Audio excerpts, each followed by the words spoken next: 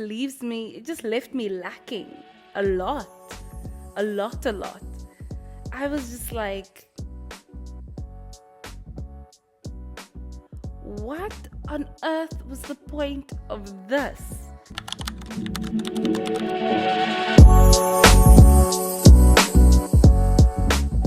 Hello and welcome to this week's episode of The Unemployed Actress. I'm Lobcke, I'm her is she, and she is me. And we're back for another week of The Unemployed Actress. Guys, welcome back for another week of The Unemployed Actress. You are probably wondering, why am I holding my mic in my hand? Well, it is so windy in Cape Town that I am afraid if I place it even a little bit too far from me, that all you'll hear is wind and things being blown over outside. As we know, I'm not in a soundproof studio, but we do with what we have. We do what we can with what we have. That's the one I'm looking for. I hope you are all well. We are back for another week. Guys, the last time you saw me, I wasn't doing great. I'm not gonna lie. This week, I'm doing much better. First and foremost, an honest, deep thank you for all the lovely messages I've received. I didn't expect that. For everybody who WhatsApped, who Instagram me to be like, I hope you're okay, keep holding on, doing what you're doing, keep going, don't give up now. It was super heartwarming. Truly, I truly appreciate that. I'm feeling much better this week. As you can tell, it's a much better week already. I also got to spend some time with my friends, got to hug my friends, just keep them close and be like, for my friends that's abroad, they called, got to chat with them, got to catch up. And I think sometimes all you need is your people. Like when you're going through hitting a low and you're just feeling not that great, all you really need is your people. And I really needed my people, and bless them, they were there. They couldn't be there physically, they were on the other end of the line, and I love them dearly for that. So, mushy moment over. Acting update. Guys, it's Tuesday and I have been to 3 castings for the week already. Really nice castings, loved them. One of them yesterday actually turned up about 30 minutes early, 45 minutes early, and I ended up sitting there for over an hour waiting to go in because it was just that long. The audition itself was really nice. So I really enjoyed that. And then the second one was actually really cool. It was just around the corner. So I could just walk around the corner quickly to go to the other casting studio and go audition there. That was also really nice. But yeah, the castings went really well. I enjoyed that. Had to come home, do a self-tape as well. So that too, really fun. Yesterday's whole casting situation was a lot of fun. I really enjoyed that. So again, now we wait, right? But the lead up and everything, it was really good. Again, and I said this last week when I was down in the dumps and feeling some kind of way, you really take for granted how nice it is to be treated well at castings, to have like a really good time, to feel like it's a really safe space for you as an artist to perform in. And when you don't have that, it's sort of like, it really does set you off to be like, this isn't worth it. This is not worth it at all. They don't respect me or my time or the money I spent to get here. I can't believe I'm still doing this. I was sitting next to a girl yesterday who she'd also taken an Uber to the casting, and she who was sitting there, and we were about an hour in already, and she was like, this is not worth it. And I just had this flash to to last week's episode, and I was like, girl, I feel you.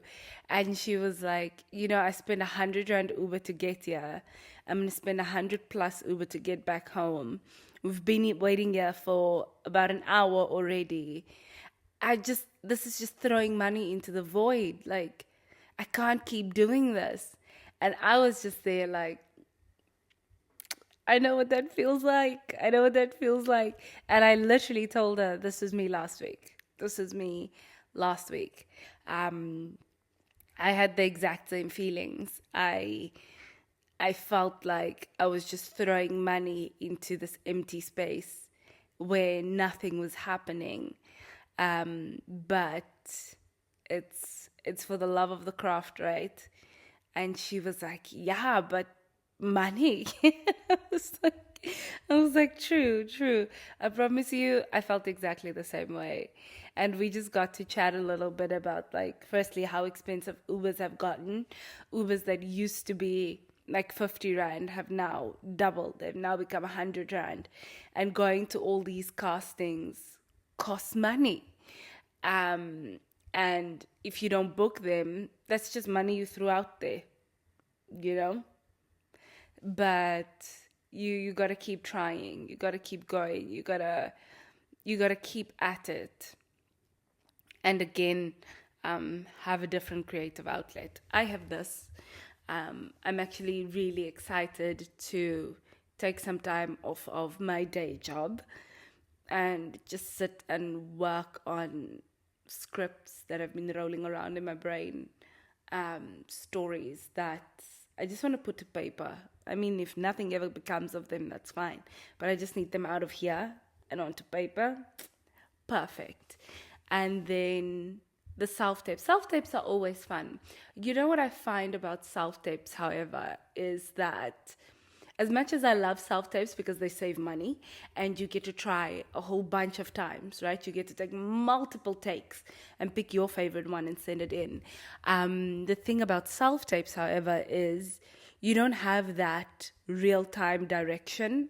So you don't have someone standing there and going, okay, let's do this for the next take. Let's try this, right? You don't have that direction. You sort of go on your own creative expression and see if that amounts to anything, if that's something that they like or that they would have enjoyed. So it has its pros and cons. I really enjoy going into the casting studio because you get that direction for if they're not feeling something. But I also like self-taping because you get to try a million times. You get to go really big, get to go really small, and you didn't leave the comfort of your own home. You literally at home doing this. So yeah, it has its pros and cons. But yesterday's self-tape was a lot of fun. So yeah, 3 more castings in the bag. I think I'm gonna get to 100 castings for the year before we have even reached March. So, so yes, to keeping up to date with all my castings. Guys, I am back on my Golden Globe watch marathon. And this weekend, I watched Nosferatu. Okay, where do I even start? I watched the original in film school. When we were doing the black and white silent era, we watched Nosferatu. When Nosferatu had the 2 teeth here in front. When the vampire fangs looked like rabbit fangs and Nosferatu, right? So when I saw the remake, I saw the trailer and then a friend of mine sent me the trailer as well. And it looked really good. It looked really good. It looked really dark and twisted. And you just thought with like how far special effects has advanced and makeup and CGI, it's gonna do the things, right? It's going to do amazing things. Now, Nosferatu felt like a big metaphor for female pleasure, the exploration of that, and a female basically coming into her sexual, not prime, her sexual existence, coming into her sexuality. And they personified that with a vampire, with Nosferatu. Treated it like a plague that befell this young woman. Um, I tell you why. Let's get into this, right? Um, Firstly, Lily Rose Depp, I couldn't figure out in the beginning if she was having an orgasm or if she was having an epileptic attack. Like I couldn't tell. Like, was she having a seizure? Was it epilepsy? Or was she just having a really great time? Because it sounded and looked very much orgasmic. And as the story furthers, we then find out that it is, in fact, orgasmic, right? That she has the sexual connection with Nosferatu. And and it just ends with them having sex and dying.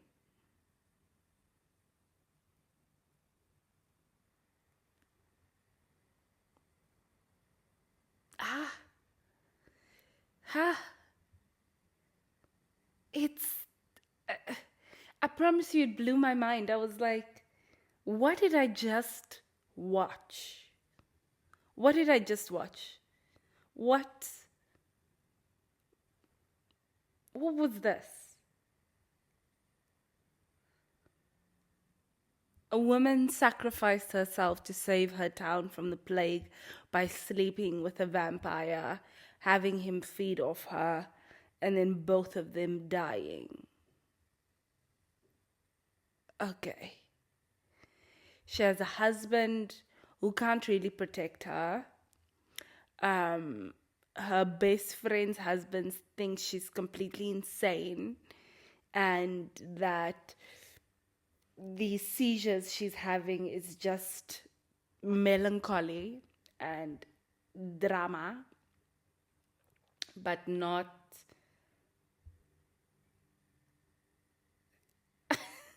I don't know. I will say Bill Skarsgård has an incredible way of not looking like Bill Skarsgård when he does films like these, of not sounding like him either, because he sounds on the other spectrum of how he sounded as It. Now his voice is deep and Slavic and just like he's from Transylvania. It sounds luscious. It drips with sin. Yeah, that's the one. His voice drips with sin in Nosferatu. But it just left me lacking a lot. I was just like, what on earth was the point of this? There was some like disturbing imagery in there, yay. There was darkness in there, yay. The plague was there.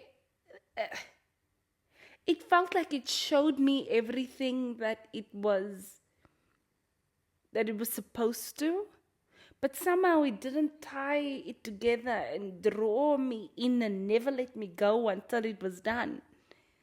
I just remember watching this and being like, no, it didn't do it for me. It didn't. If I'm going to star it, then it's like 5.5 out of 10. It was just fine. It was just okay. The camera shots really good. There's this lovely, like, where they do the establishing shot of the town, right? And to symbolize the plague coming over the town, they have Nosferatu's shadow hand sort of spreading over the town. Like, if you would a figurine town, and you had a light shining on it and you went with your hand over it and it just got bigger till it encompassed the entire town. It's as if they did that. So that was really cool. It was also very dark, very darkly shot, but yeah, it was good. It was good, but not enough. Not enough for me to be like, oh, guys, everyone should see Nosferatu. No, it wasn't that. It truly wasn't that. It was just okay. I mean, Aaron Taylor Johnson's in there, Emma Corrin is in there as well. And their couple sort of, I suppose they symbolize this sweet, innocent, successful, loving marriage, if you will, right? This untainted couple there. The clothing that's chosen for them also is so regal. It's so gold. She's blonde. The kids are blonde. They're wealthy and fat and lovely. You know, they're doing well. They're well off. It's going well for them. And then in comes Lily Rose Depp and Nicholas Hoult, and they're all in black. So the symbolism of them already carrying this darkness with them is already there.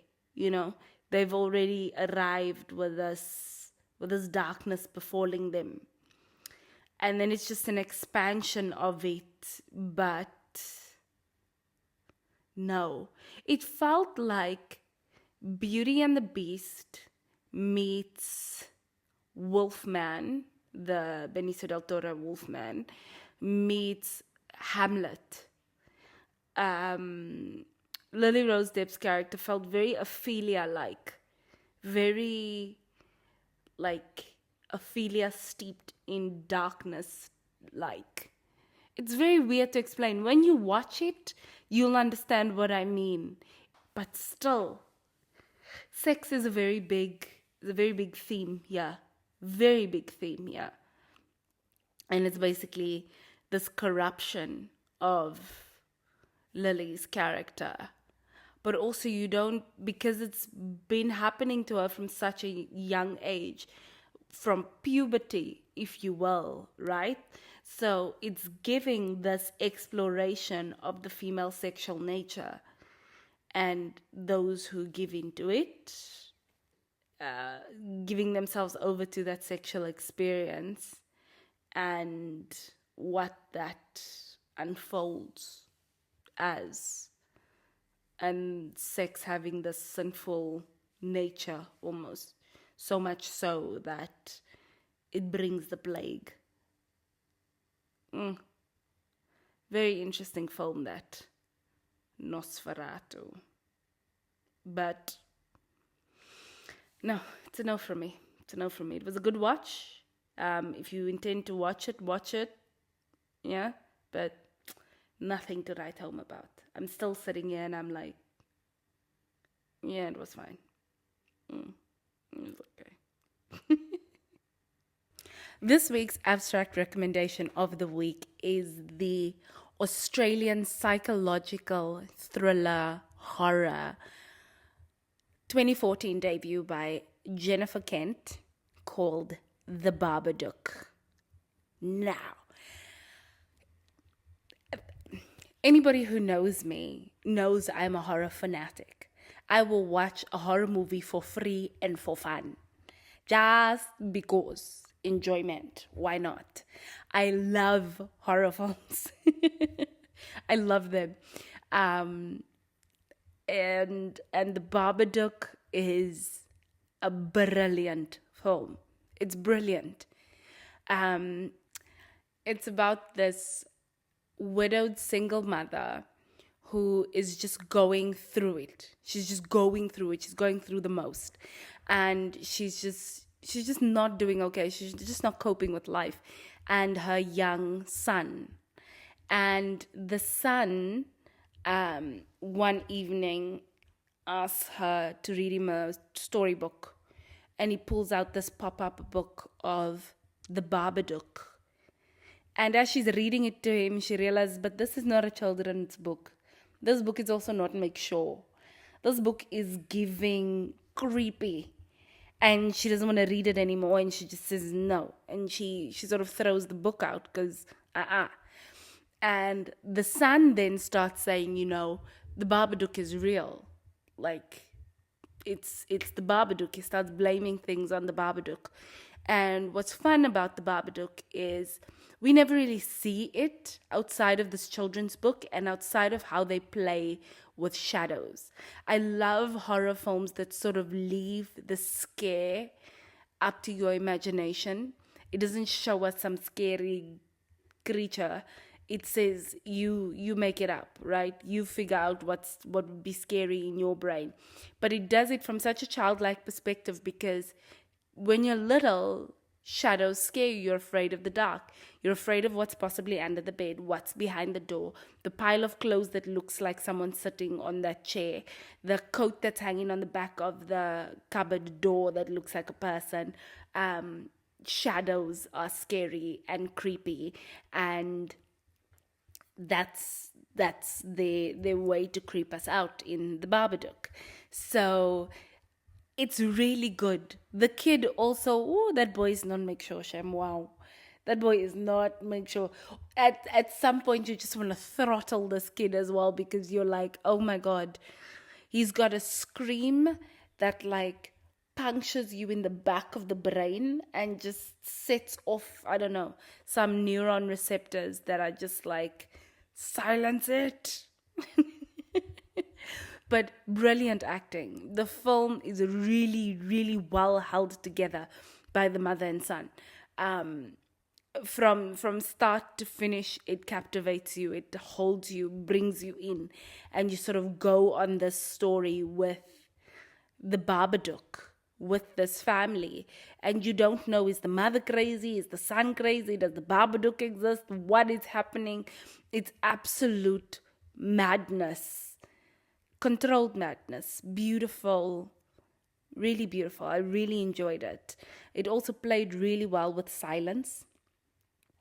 I love a film that doesn't have to have unnecessary Foley, doesn't have to have unnecessary sound editing, that sometimes it can just be quiet and you can sit in the eeriness of silence. Because when you are in those kinds of situations, when a situation is creepy and weird, there's nothing worse than to be sitting in silence. Because you're just like, anything could pop out at any moment, right? So silence is not the one when you're already scared. So playing with that in film is really good. I enjoy that so much. So the Babadook was really good. The color grade as well. The color grade is kind of miserable. It has that blue, almost that blue drama filter where everything looks like the first Twilight movie. So yeah, that also sort of sucks the life and the color out of the film. It removes this feeling of okayness. It feels sick. It feels ill. So really enjoyed the Babadook. You should definitely see the Babadook. And there's a part in the book where I think the Babadook knocks. He knocks. And when he knocks, he sort of goes, Babadook, Dook, Dook. So good. So very good. So not even a long recommendation, not even going to wind on about it. But if you can handle your horror, you want to watch the Babadook. Guys, thank you for coming back for another week, for seeing me through my low last week, and for being back for a brand new one. I am in much better spirits. Thank you to everybody who participated in recharging my batteries and just showing me love and just showing up. I can't tell you how important and vital and incredible that is to have people show up for you in that way and to just love on you when you're just feeling just at the end of it all. So I'm forever appreciative. I'm also forever appreciative for everybody who turns up every week to watch. New followers, new subscribers, hey. Old subscribers, hi again. Thank you so much, guys. As always, remember to subscribe, share, comment, like. Click the thumbs up button. Please share with your friends, family, your mama, her mama, and then some. And I will see you back here next week. So for now, that is it from me. I'm Lobcke, and this is The Unemployed Actress.